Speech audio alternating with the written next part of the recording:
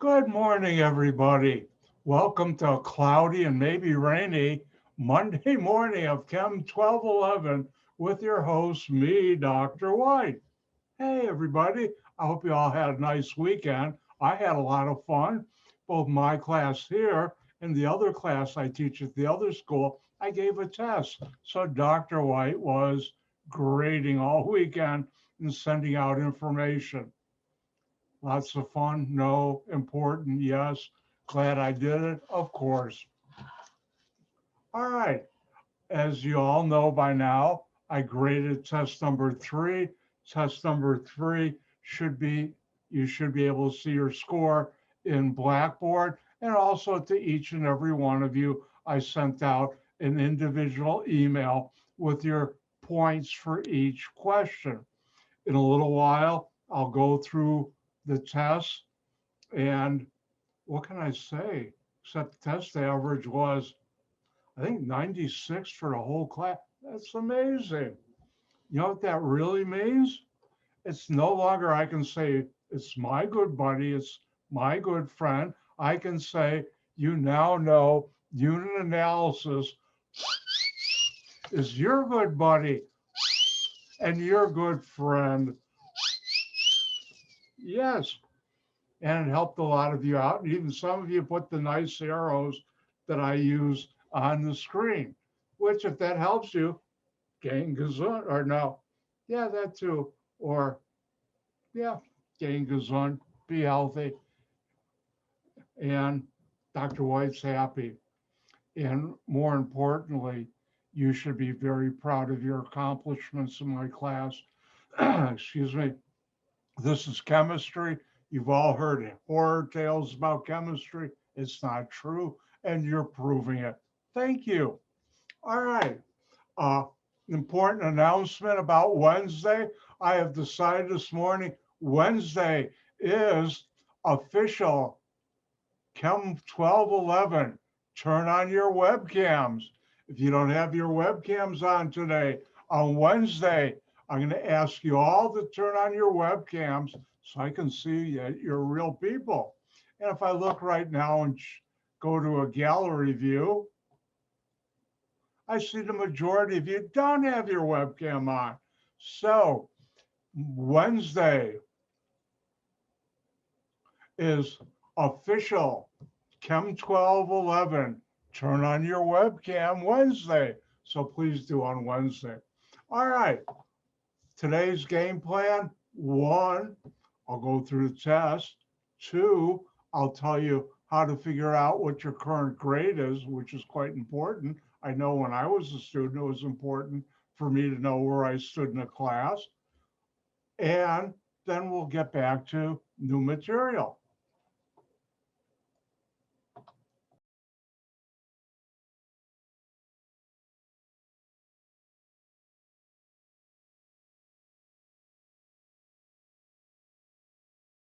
And we're done. And that's it. All right. Now, the question is, what grade are you getting?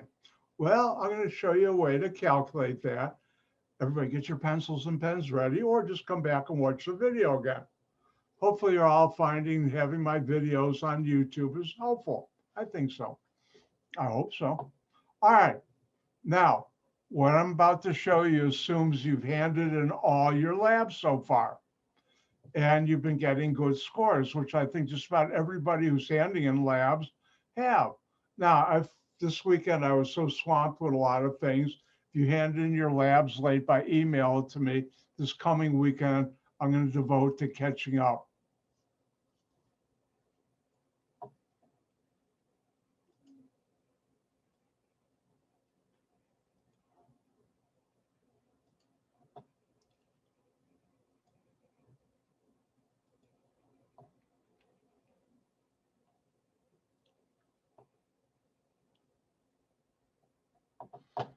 Hold on a second. I just closed some stuff.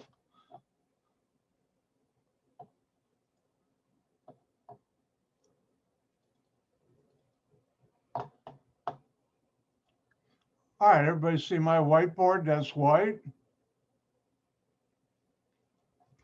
All right, let's look at this again. This is assuming you have had handed in all the labs.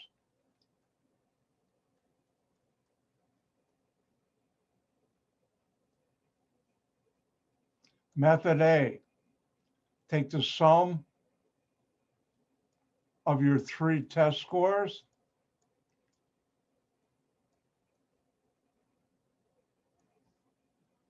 divided by 3, you'll get a number X.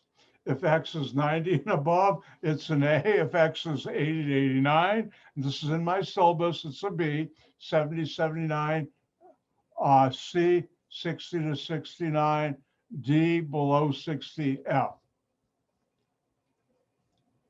Now, since I allow you, or I don't actually allow you, I drop the lowest test score.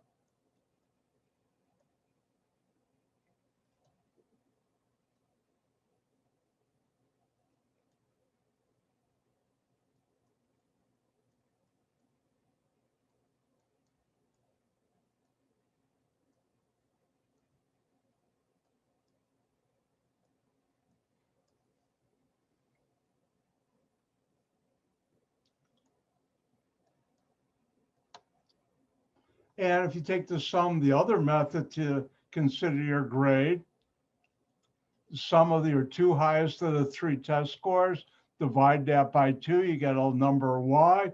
If Y is 90 and above, you're getting an A. If you're 80 to 89, B, 70, 79, C, 60, 69, D, and below 60, F. And that's assuming you've been handing in all your labs. Why? Because if you look at the labs, most have been getting 9s and 10s, and that's on a percentage 90 and above. So your labs will either keep your grade the same, or if you're getting below an A in the class, 90%, I'll boost you up a little, which is why I can just do the calculation I did. And so if you have any questions about where you stand in my course, ask me during my office hours. Remember tonight, a commercial from Dr. White. Tonight at 6 to 7:15, I'll have my office hour on Zoom. Stop on by. If you want to bring your husband, children, or anybody else, feel free to. And your dogs too, or cats. Let me not discriminate against cat and dog lovers. Dr. White is an equal opportunity. I don't discriminate against anybody, at least try not to ever. Which is a good thing. Because in my youth, I was discriminated against. Coming back from Hebrew school, I got into more than one fight with guys who weren't Jewish. And they learned don't fight with Dr. White, especially after I knocked the front teeth out of one guy. That stopped that. But that's from my past. All right. Before I move on, any questions about anything? Ooh, that's dangerous to ask.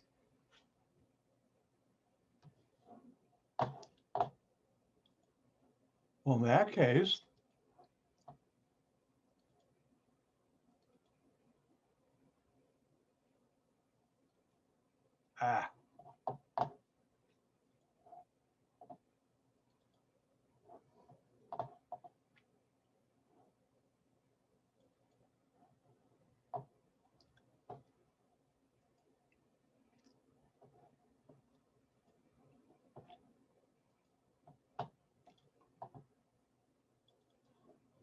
all right. Since last week, you might have had your mind on the test coming up. I'm going to go through a little quick review of stuff we did in equilibrium that you should be familiar with. Technically, based on last week's lab, finished this chapter. Therefore, important announcement from the management, me, this Thursday and Friday. I will go through in lab chapter 15 problem set because we finished it. Remember test, hold on. Test 4, oh, my hand's broken. This one's working. Hold on, it work. Uh-oh, doesn't want to work though. test 4 is coming up. But anyways, test number 4. So don't forget, keep on doing the problem sets. It helps you do good. And a lot of you have been following what I've been saying. All right, another thing, don't forget, coming up May, I think it's May 5th, is the deadline for the extra credit project. Remember, that's 10, yes, 10 points. And as I have on there, I would highly recommend you send me an email before you submit it of your project, and let me take a look at it, and I'll tell you if you got to correct anything. That way you can get 10 extra points. That's like getting 10 more points on one of your tests, which is a good thing.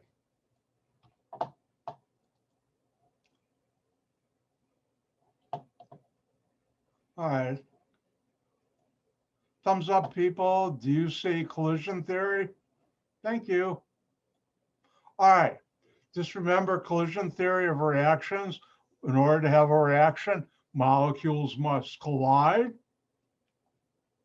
They must have a certain activation energy, the amount of energy that when they do collide, there will be a reaction. And for larger molecules, they have to have the proper orientation.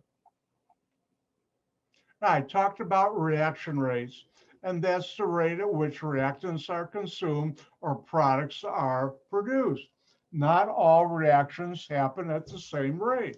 Some are very fast, some are just, they go along, and some are very slow. Now, there are different things that will influence how fast a reaction goes. One is the physical nature of the reactants, are they solids, liquid, or gases? The other is how much you have of the reactants will affect the rate. The more, the faster. And this one you should know. Temperature, reaction temperature. And you should know the rule of thumb.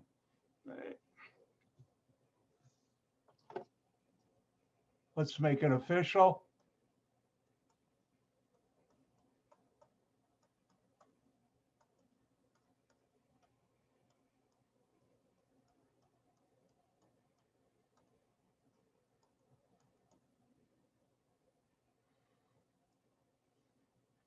It's official. The rule of thumb when we're talking about temperature and reaction rates, that is the rate of a chemical reaction doubles for every 10 degrees C increase in the reaction temperature.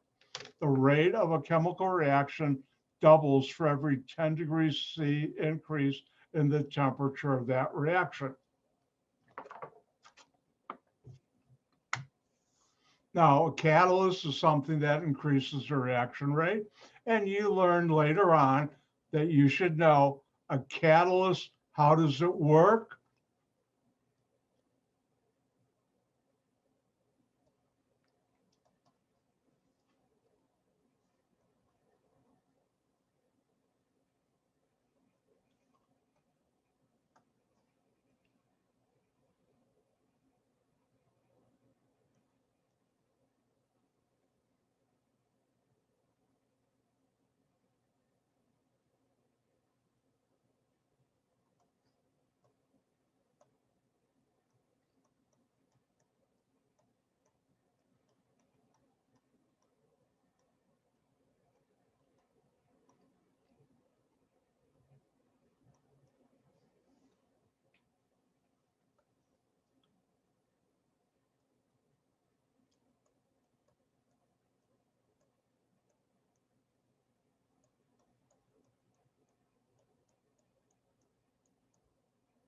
How does a catalyst work? It works by lowering the activation energy, which I showed you in exothermic and endothermic diagrams. I'll go through this again on Thursday and Friday because I think there's a problem on that. If not, I'll give you one in our lab before we do our lab. Now, next I talked about chemical equilibrium last week, That's where you have forward and reverse reactions, such as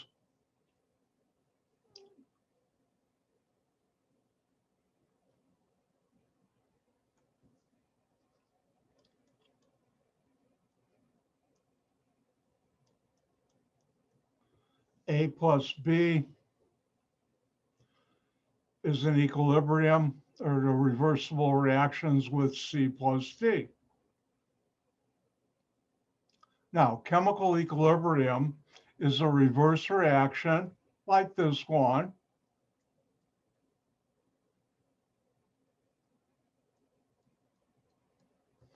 And when you're at chemical equilibrium, the reverse and forward rates,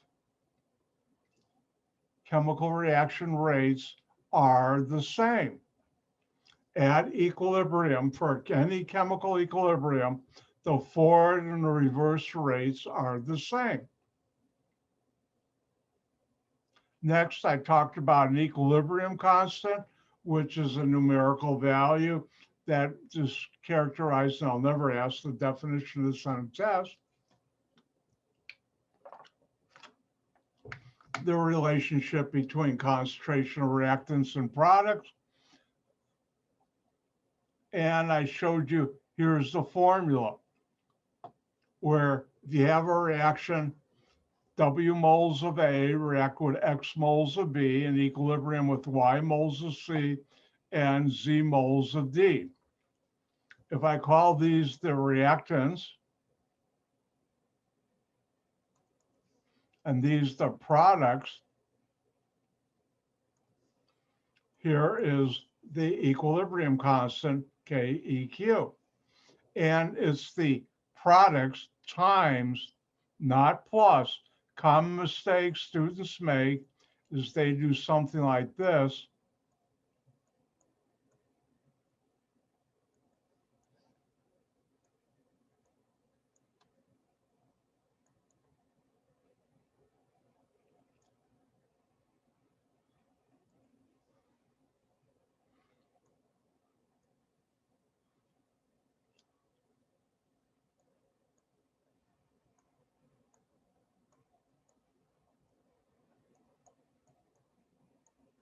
And that's because they put a plus sign here. It's not supposed to be. It's supposed to be a multiplication.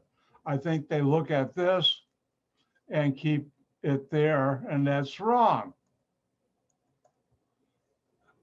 So let me give you a little practice.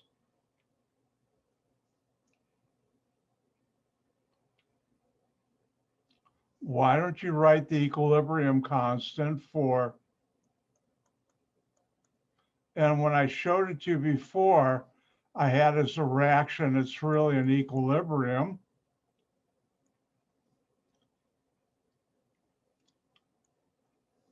And why don't you write the equilibrium constant, KEQ, for hydrogen reacting with ammonia to make hydrogen reacting with nitrogen to make ammonia.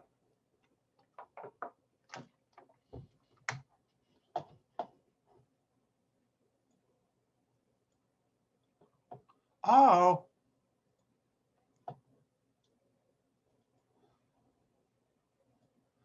do you see it now? Somebody should have got on me earlier if you hadn't seen it. I'm sorry. I forgot about my thumbs up people.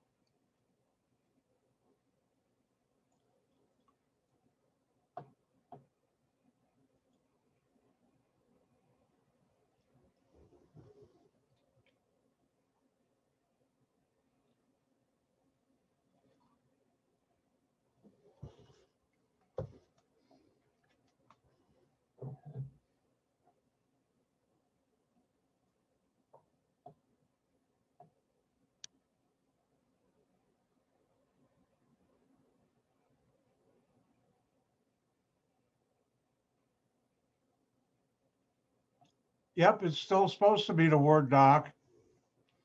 I'm writing on there. I can do that.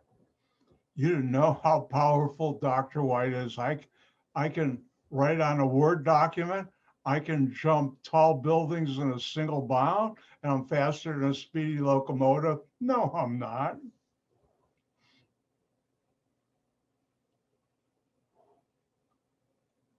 If you're done, give me a thumbs up.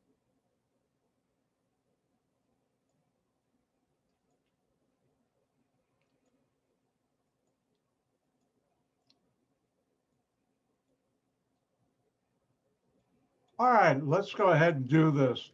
How do you do this? You say the equilibrium constant is equal to the concentration of the products, there's only one, to the power of the product, the coefficient. Then underneath, I have my reactants. I have hydrogen. Remember, the bracket means moles per liter concentration to this power, and nitrogen, when the coefficient is 1, you're done. This is a multiplication. And that's how you do it.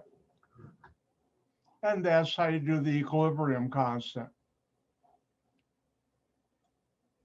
Oh no, look at what time it is.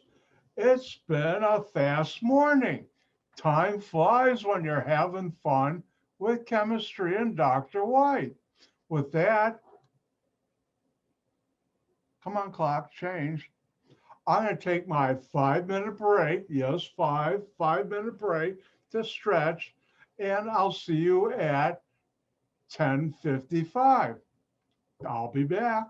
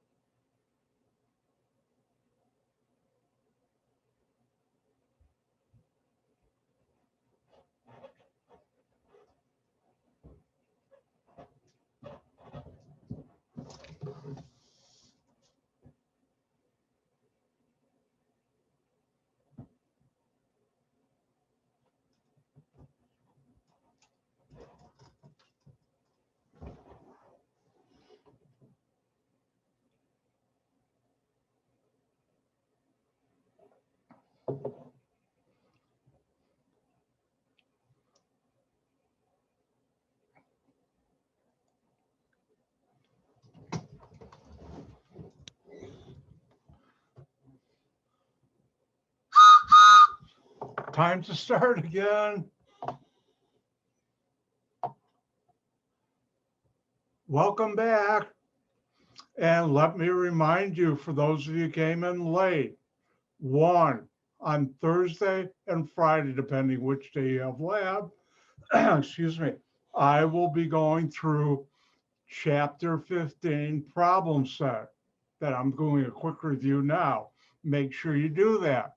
Also, remember, hand in your labs.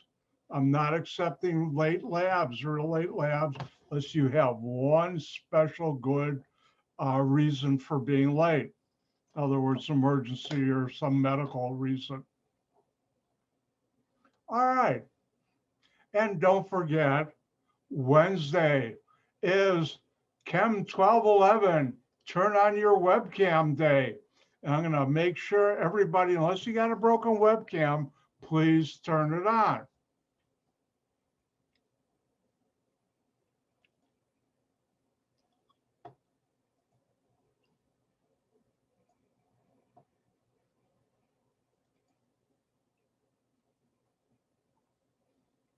All right.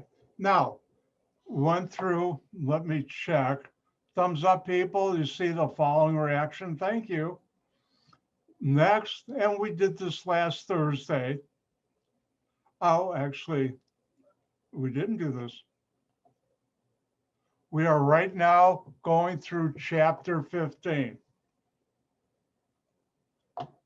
Quick question for all of you. First of all, you're welcome.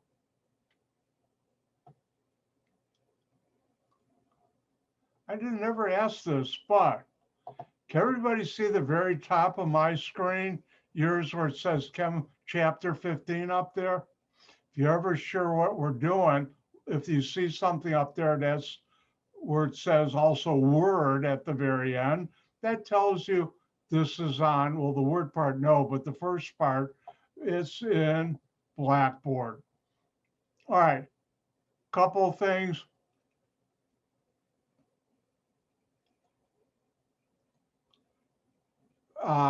K equilibrium, I'm not going to ever do anything like this, is affected by the temperature. And if it's exothermic, then it decreases. If it's endothermic, when you increase temperature, K equilibrium increases. This I'll never ask on a test. But this I will, and you should know K equilibrium gives you an indication of the reaction completeness. The magnitude of K equilibrium conveys the information of how far to completeness a reaction proceeds. The larger K equilibrium, the more products are made. What this really means is, and we'll go through some of these on Thursday and Friday, when the equilibrium constant and 2 greater than means much greater than 1, the concentration of the products is greater than the concentration of the reactants.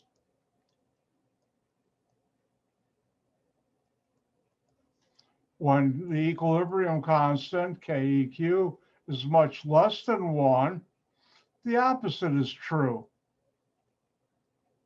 The reactant concentrations are much greater than the products. And like I said, we'll go through the problem set on Thursday and Friday in lab, and we'll go through some of these. And like I said, I did this last week, but we'll do more on Thursday, Friday.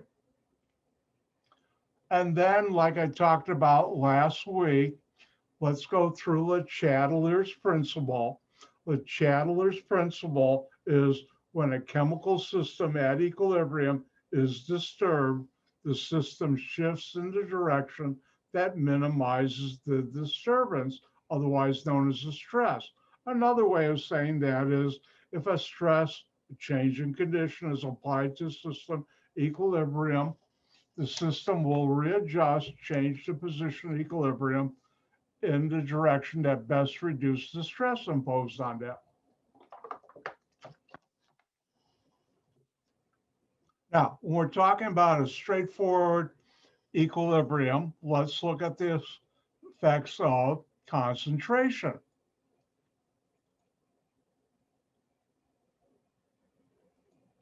Everybody see my whiteboard? Nothing on there? Thank you.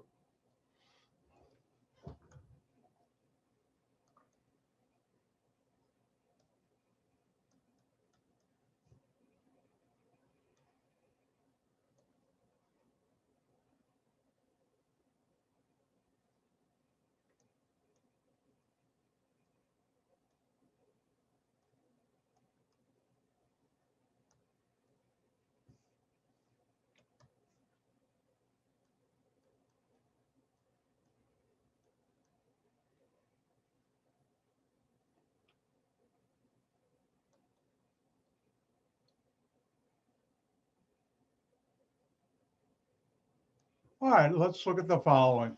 We have an equilibrium equation or reaction, and you can tell that by the double-headed arrows. And the question is, what happens to the concentration, bracket, chemical formula, close bracket, like this concentration, moles per liter, of A and C if I add more B? Well, at equilibrium, there's a certain amount of A, certain amount of B, certain amount of C, certain amount of D. Now, oh no, there's too much B. How do we get rid of excess B? A and B react to make C and D. And when A and B react, A is consumed, B is consumed. How many of you still remember the French silk pie? Dr. White was good. I didn't rush out and buy one. I wanted to, but I know I've got to lose a few pounds because of the pandemic. I've been saying that for a year and a half, but I haven't gone too bad off. I've been stabilized. I got to get stabilized lower, but for those of you skinny people, anyways, I better cut that out of the video. When you consume something, you have less. When something reacts, you have less. When you make something or produce something, you have more. Remember the cookies? If you made a dozen cookies and were good not eating them when they were fresh out of the oven, after they cooled off, how many cookies should you have? A dozen. If you started with 0, you now have more cookies. So seriously, when you consume something, you have less. When you produce or make something, you have more. It goes up.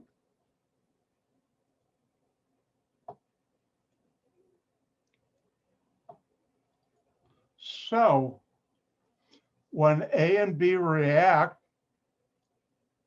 A reacts with B, B is consumed.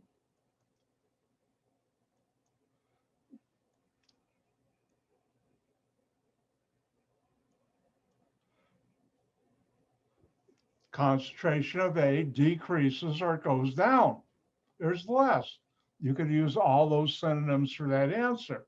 What happens to the concentration of C? Well, if A and B react to make more C and D, you're making more C. When you make more of something, the amount you have increases.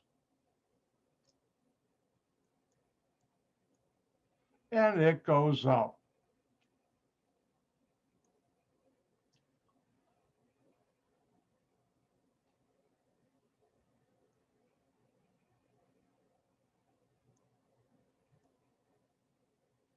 And what happens, and now I'm going to let you have some fun too, because Dr. White likes to share. what happens to the concentration of A and C if I remove some B? I didn't have to put the brackets there, but I felt like it. And it's your turn. Use Le Chatelier's principle. Remember, I'm using my Northside Chicago French accent.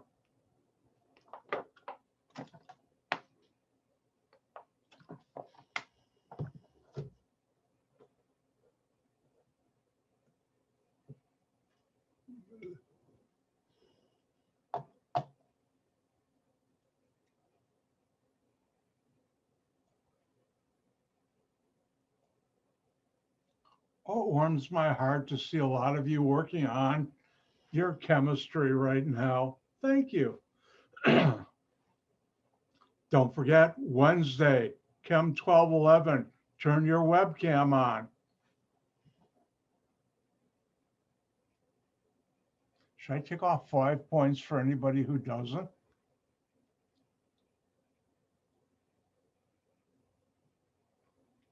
Well, that would be nasty.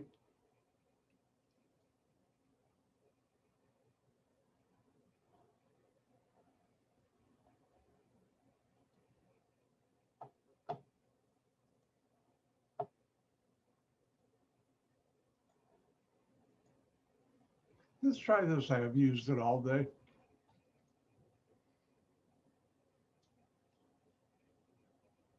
All right, I think everybody's done. Let me get to work. All right, question is, what happens to the concentration of A and C if I remove some B?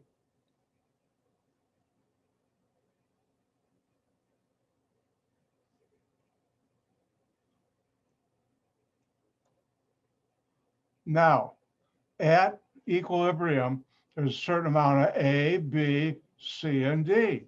Now, since I removed some B, there's less B. And equilibrium says, oh no, we don't have enough B. We need to replace some of it. How do we do that? Only one way. How do you increase the amount of B? You make more. And how do you make it? C and D react to make A and B. Now, if C and D react, C is consumed. And when something is consumed, you have less, so the amount decreases. Or you could use an arrow down, show goes down. Or you could write down goes down. Now, to replace the missing B, we're going to make more B by reacting C and D. When you make more B, you also make more A. When you make more of something, the amount increases.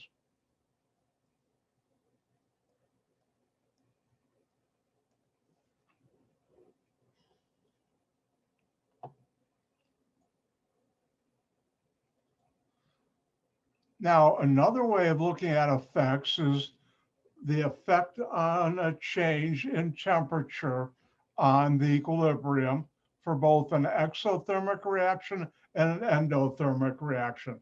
Let me remind you, an exothermic reaction is a reaction that gives off heat.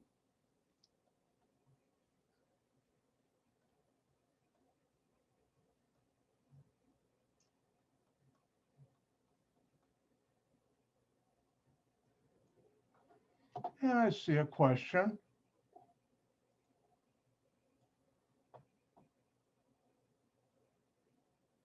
All right, whoever just asked about another example, we'll do more of these on Thursday or Friday, okay? And that way, you'll be able to do other examples. I want to get through this today, because I've already gone through this, so therefore I'm doing a review, but we'll do more on Thursday or Friday. And if I don't, get real mad at me and say, you promised. I will. Dr. White always keeps his promises. All right, let's look at the following.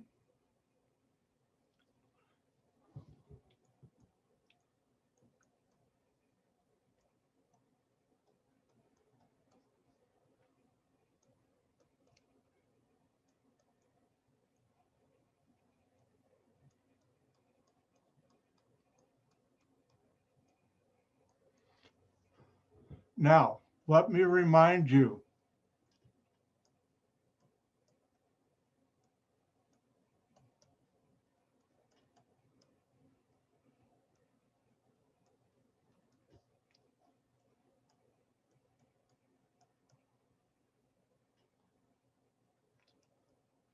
when you increase the reaction temperature, such as putting it in a boiling bath, a boiling water bath or a hot bath, it adds heat.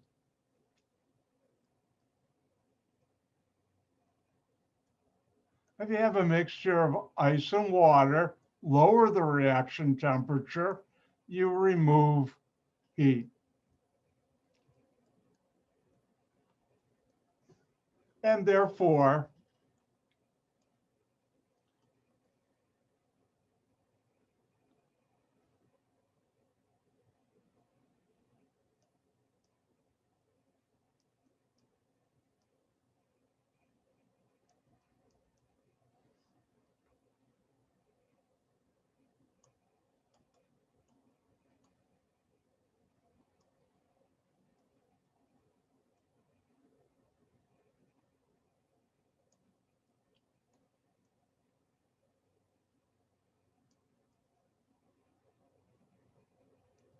and remember this is an exothermic reaction,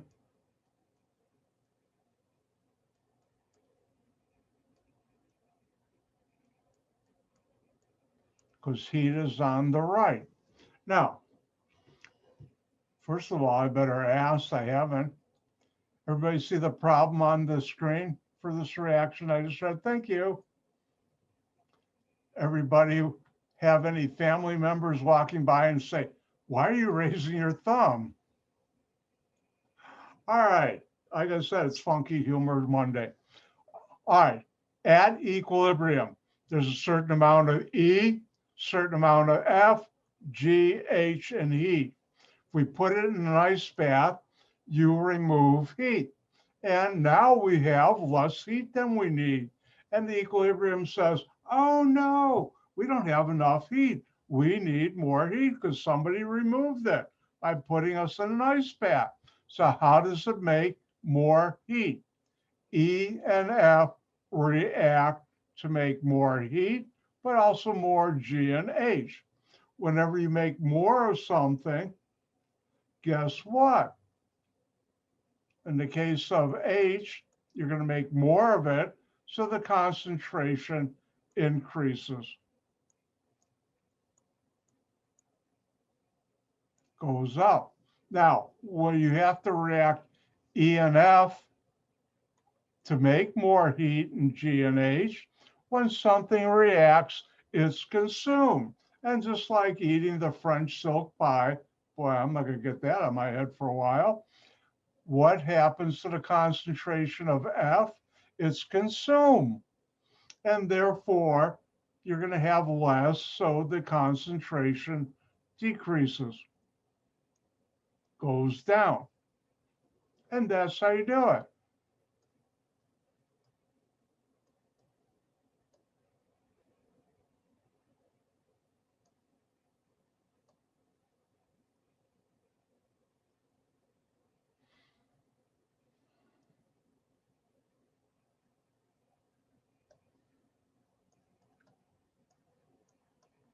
And I'll give you one to try. What happens to the concentration of F and H for the following reaction up here? E plus F is in equilibrium with G, H, and E if you put the reaction in a beaker of boiling water. Your turn.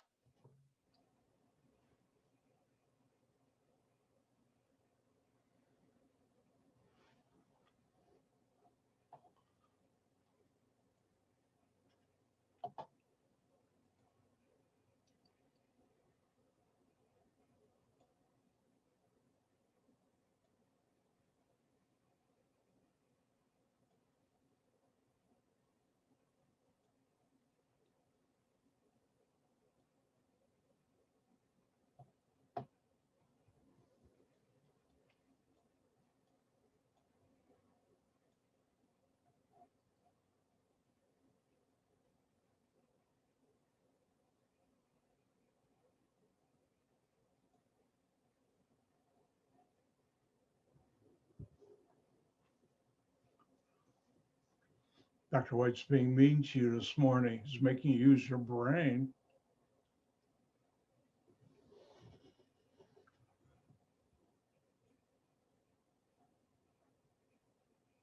Nope, I don't see anybody with smoke coming out of your ears yet.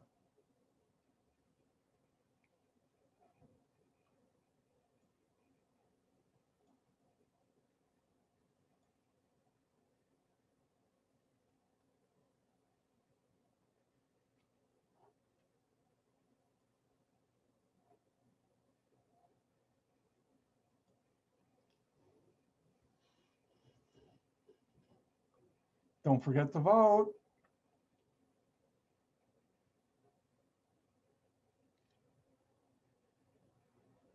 All right, I think everybody's done.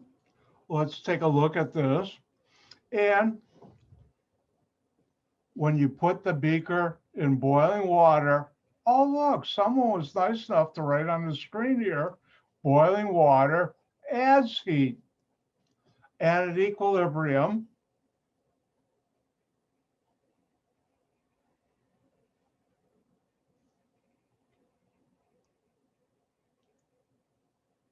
there is a certain amount of heat, G, H, E, and F. Now, there's too much heat. Why? Because we've added heat from the boiling water. And the equilibrium says, oh no, we have too much heat. How do we get rid of this excess heat? Only one way. G reacts with H, and the heat, when something reacts, is consumed. That will get rid of the excess heat, but it will make more E and F. So if G and H react with heat, when something reacts, guess what? It's consumed.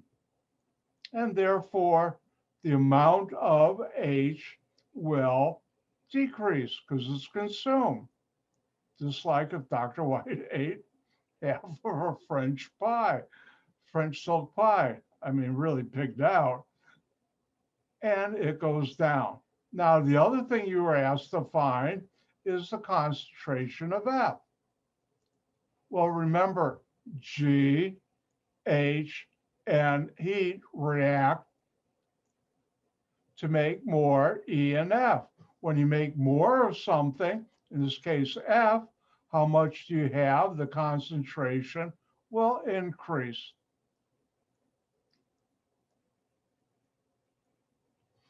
And that's how you do it. Now, for an endothermic reaction,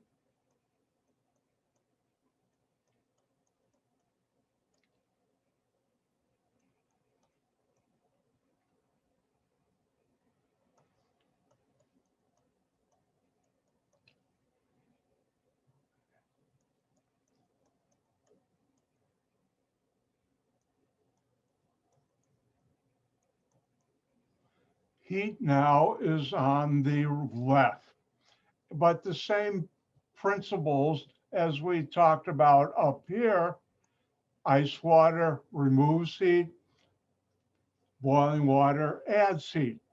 And we'll go through more of these on Thursday and Friday.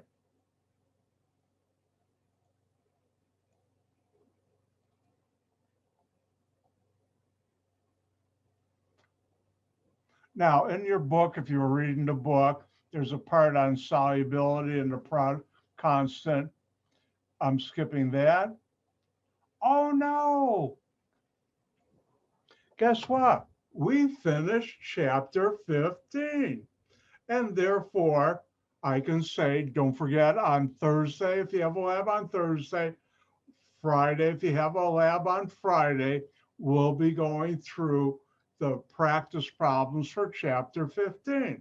So you know what that means, everybody? It's new chapter time, new stuff. And this chapter is about acids and bases. Let me get it open first.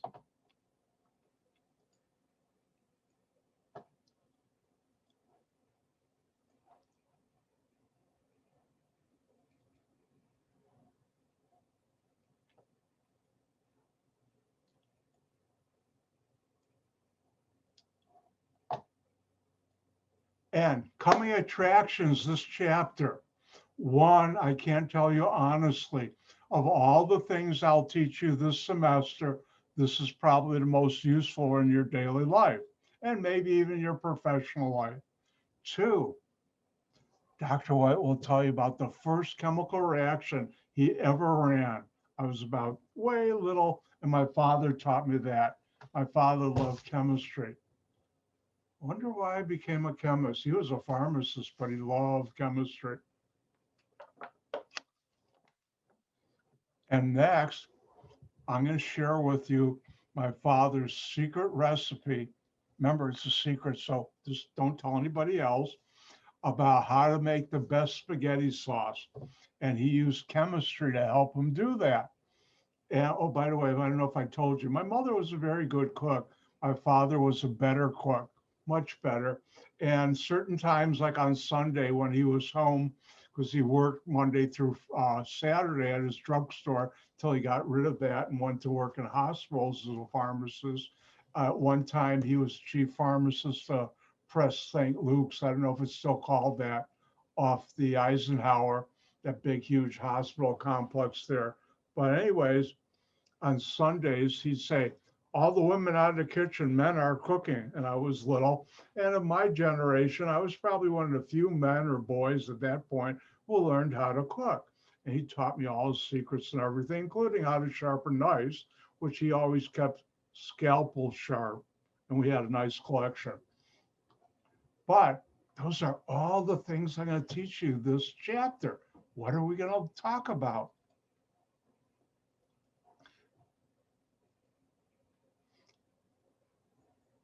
Everybody see chapter 14, acids and bases on your screen?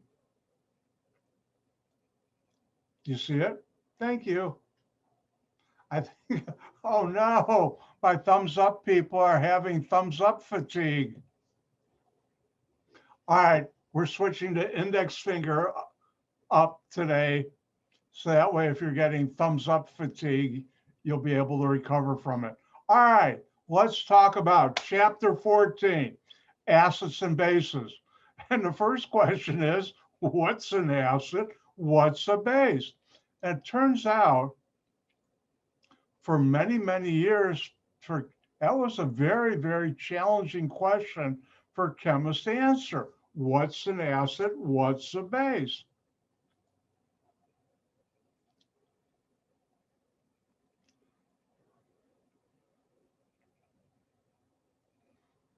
All right, listen carefully. Everybody see on the board, on the screen, Arrhenius theory, acid-base theory. Do not cut that. Hold on, I got to reset my jaw. Do not copy this down. I'll explain why later. I'm just going to cover it real quickly. Do not copy this down. Trust me, I'm a chemist. Did that work? How about trust me, I'm a doctor? Did that work?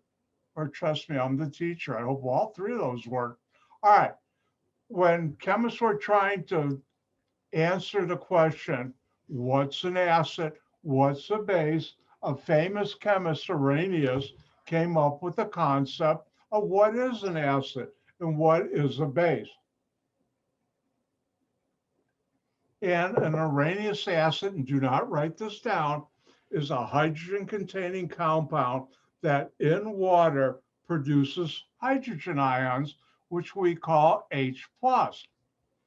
And an Arrhenius base is a hydroxide, otherwise known as OH- compound, that in water produces hydroxide ions, OH-. So let me give you a quick example. Do not write this down. You've heard me use the term hydrochloric acid, and this is an equilibrium.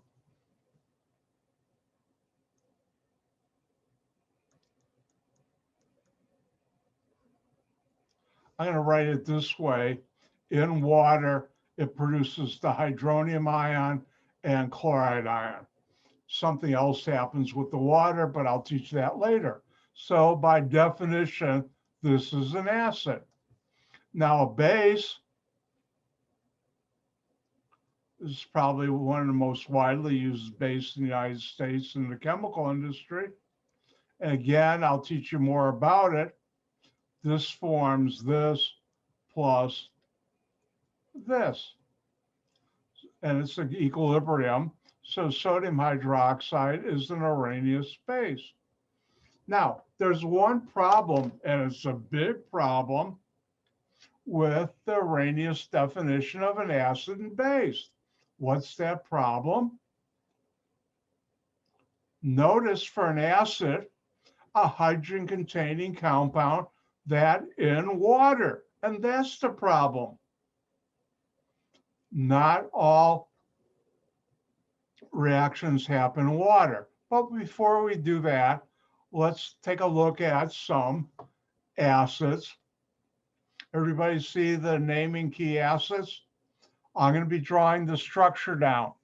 Hint, you should know the structures and identify acids. Now, first of all, hydrochloric acid is HCl. Ugly looking Cl. That's better.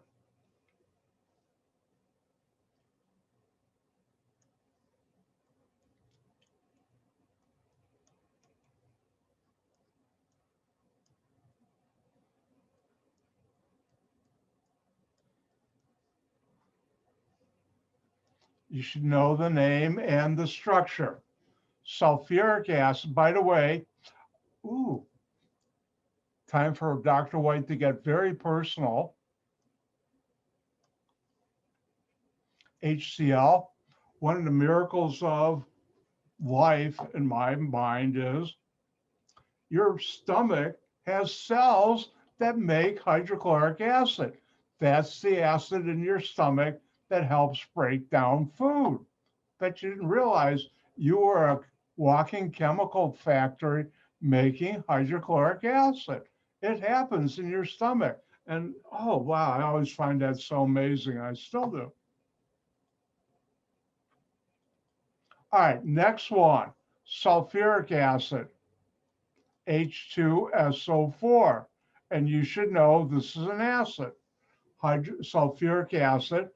Now, if you've ever seen a car battery, nowadays for many decades, they're sealed. When I was in high school, they weren't, but car batteries contain a liquid that helps make the electricity to start a car. And that liquid is a solution of sulfuric acid.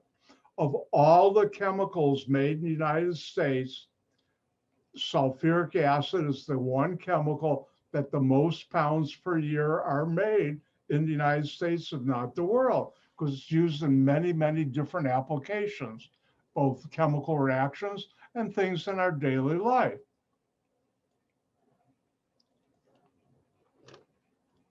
Now, nitric acid is HNO3, and that's useful to making fertilizer and also with sulfuric explosives, which I'm not going to teach you. And finally, the one you don't have to know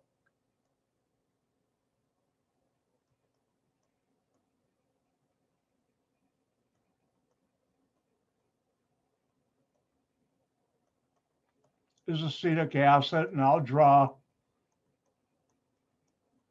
the organic chemical way, or I could have written it like this. And this is acetic acid. This you don't have to know the structure of, but I do want you to know the following. Did you know most of you, if not all of you, have acetic acid in your home? I don't have any acetic acid. Yes, you do. Where do you find it? Well, if you mix 96 parts of water and 4 parts of acetic acid, mix it up real good, you get a homogeneous solution. No, I don't have it in my water bottle. And it's called vinegar. I think most of you have vinegar in your house. If you don't have vinegar, you also have ketchup, mustard, or in Chicagoland, the hot dog relish that glows in the dark. You know, the super green hot dog relish. Oh, I love that stuff. if you're from Chicago, Chicago hot dogs are the best. In fact, I can think of two hot dog stands. I bet they're not there anymore. One is, the other isn't. That when I was a kid, we used to go to Chuck's on in Evanston on Chicago and Howard, and we used to go to Fluky's later on Western near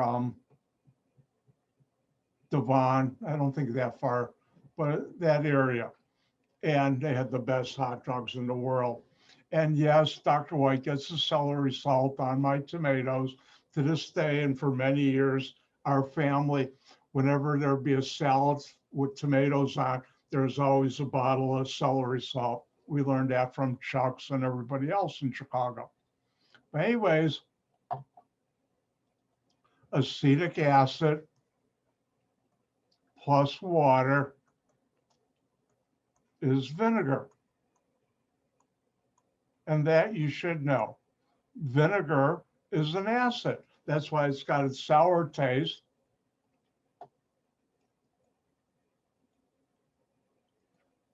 And that's why you're not going to see anybody doing shots of vinegar. Ooh. Hey, you want to come over and do shots of vinegar? No. But anyways, it's an acid. Now, there's certain key bases you should know.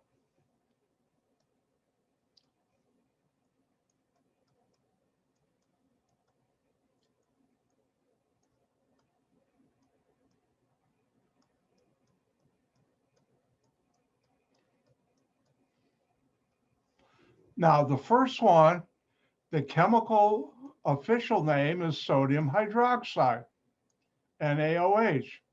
Now, the old name, which is called the common name, is lye. How many of you have ever heard of lye soap? And it's because sodium hydroxide in the old days, and still done, was used to help make the lye soap.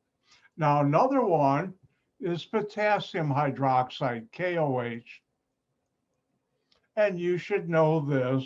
And the old name is potash because it was first discovered in the wood, ashes of the wood, underneath the cooking pot. And that's how it got its name, potash. But you should know potassium hydroxide is KOH. Now, ammonia is a very strong base, NH3. And the final one you should know the structure of, sodium bicarbonate. And that you find in your house, that's baking powder. And also baking soda. There's a slight difference. Baking powder also has some other things in it that baking soda does not. And that makes a big difference when you're cooking. Would I have time? Yep. As I mentioned earlier, Dr. White learned how to cook and loves to cook. And I don't know if I mentioned this also. If you're a good organic chemist, you're a good cook. If you're not a good cook, you're not a good organic chemist. The two, good cook, good organic chemists, go hand in hand. Well, when I was in grad school getting my PhD, I used to have people over for dinners. I'd have about 15 people over, and I'd cook the main things. And sometimes I'd cook everything. Other times I'd have, you bring dessert, you bring appetizer or salad, I'll make the main dishes. And one time I was making this one dish called a potato kugel, and I didn't have sodium bicarbonate baking powder, and I used baking soda. And I cooked it the night before, and I was going to put it in my refrigerator and heat it up the next day. And I tasted it, and what did I do? Oh, they're not the same. I learned they're not. I had to throw it out, and I went out and had to do it again. And I did it with because I had 15 people over, 10 pounds of potatoes. Boy, was I upset. But at the same time, I learned my lesson. In cooking, make sure you read baking powder, baking soda, even though both contain a base, sodium bicarbonate. So again, you should know sodium hydroxide is a base, potassium hydroxide is a base, ammonia is a base, and sodium bicarbonate. If it starts with an alkali metal or an alkaline earth metal, it's generally not always a base. If it starts with a hydrogen, not always, but most of the time, it's an acid when it's inorganic. Now, the reason why I told you don't write down the Arrhenius theory is because of the Bronsted Lowry acid-base theory. Bronsted and Lowry were two chemists who independently at the same time with it and came out with the same theory. So they both got credit for it. And like I said, the Arrhenius theory does not explain what's an acid or base in non-aqueous solutions, non-aqueous, not water. And we do a lot, most of the chemistry I've done, I'd say about 75% has been non-aqueous.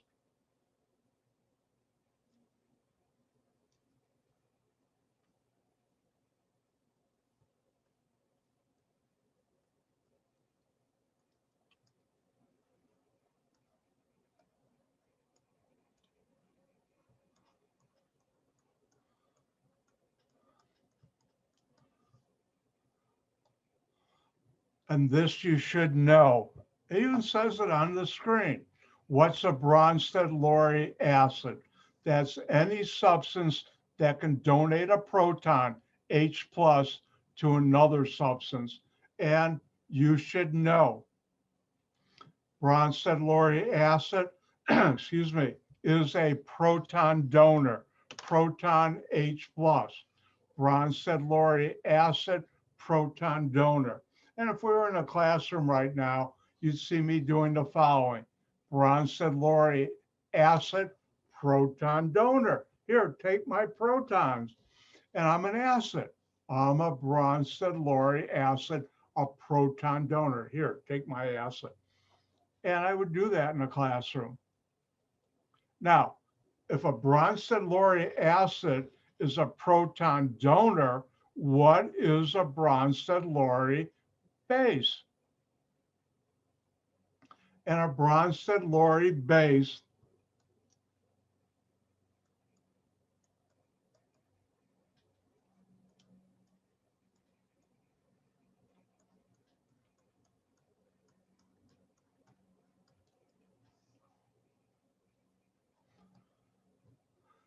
I really mean this hint, a Bronsted Lowry base is any substance that it can accept a proton from another substance. And you should know a Bronsted Lowry base is a proton acceptor. Remember, a proton is H plus. So a Bronsted Lowry base is a proton acceptor. So if I am a base, I say, give me your protons. Come on, I'm a base. Give me your protons. If I'm an acid, I say, here, take my proton. I'm giving it to you. I'm going to donate it to you. Bronsted Lowry acid, proton donor. Here, take it. And Bronsted Lowry base, proton acceptor. Give me your protons. And that's what the theory teaches us. Now, the nice thing is two things. One, you don't have to be in water for it to work. And two, and this was quite hard to come up with, where everything that was Arrhenius acid and base is still an acid and base under the Bronsted Lowry theory. I'll say that again. Everything under the Bronsted or the Arrhenius theory, acid and base, is also an acid and base under the Bronsted Lowry. But the key thing to remember, and this was came out late 1800s, early 1900s, and still the most important theory of a definition of an acid base is the Bronsted Lowry acid and base. Oh no, I look at the clock, we're out of time. Boy, time flies when you're having fun with acids and bases and protons. And with that, I'm going to do my world famous, I think it's world famous, goodbye. But before I do, don't forget tonight, I have my office hours from 6 to 7:15 on the office hours Zoom channel. And don't forget, I mentioned earlier, if I made any mistakes or you have any questions on the grading of your test number 3, email me, or you can come to my office hour, but email me and I'll look again and I'll get back to you on it. With that, I'll end with Gehen gesund. Goodbye.